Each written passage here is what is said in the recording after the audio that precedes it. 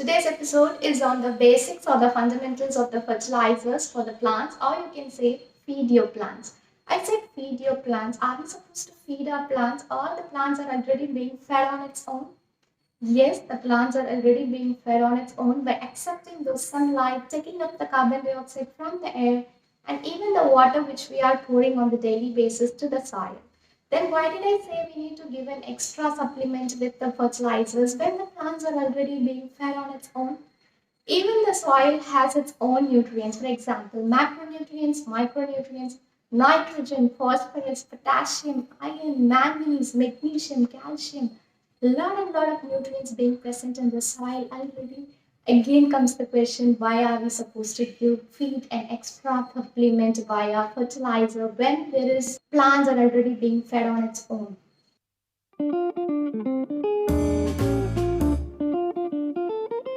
If your plants are being showing few symptoms such as resisting fruit, resisting blooming, resisting new leaf growth, collectively called as stunted growth of any plant, then there could be one main reason is that even though the soil has lot of macro and micronutrients, the plant will not be in a state to accept those nutrients, transfer those nutrients into energy for its new growth.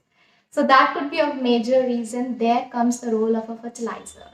And number two reason is that when we grow a plant in a pot or in a container, the soil tends to leach when we water them regularly through the drainage holes. So eventually the nutrients which is present in the soil is being drained or being leached out through the drainage holes. There comes an action of a fertilizer.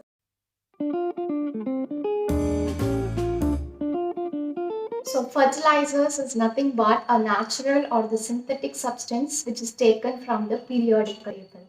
A plant has three things. One is the root, and the second is stem and leaf, and the third is the bloom. So each one is responsible for each substance present in the periodic table. For example, nitrogen is responsible for stem and new leaf growth. Phosphorus is responsible for stimulating blooming, and potassium is responsible for its root development, which is commonly and collectively called as N, P, and K, which is nitrogen, phosphorus, and K is a potassium from the periodic table. If you go to any store and take up a fertilizer pack, you can see this name as NPK fertilizer.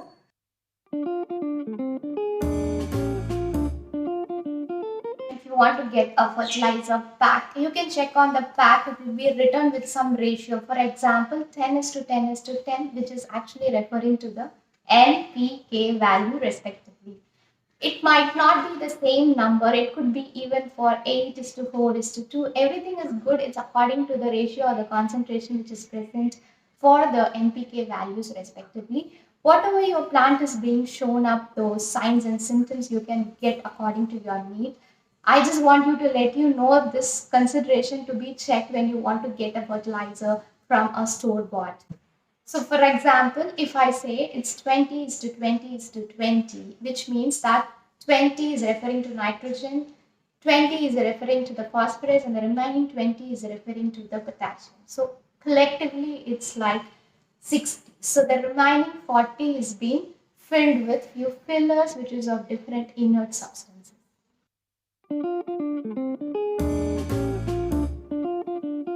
Ideally, I would prefer to get a nitrogen value a bit more than the phosphorus and the potassium. For example, 8 is to 4 is to 2.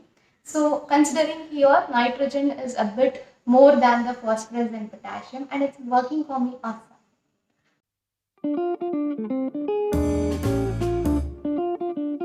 So I would recommend you to fertilize at least every 2 to 3 weeks is a must.